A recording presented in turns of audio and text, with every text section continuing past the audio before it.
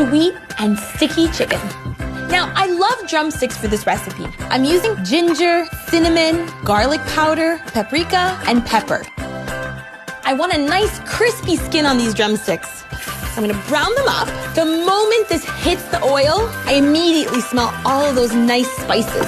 Now, I like to add just a little bit of chicken stock in here and a little soy. Not only do they add a ton more flavor, but they're also gonna pick up all those brown little bits at the bottom. Only 10 minutes to super juicy chicken. Look at these drumsticks. I mean, the meat is literally falling off the bone. That's how tender they are.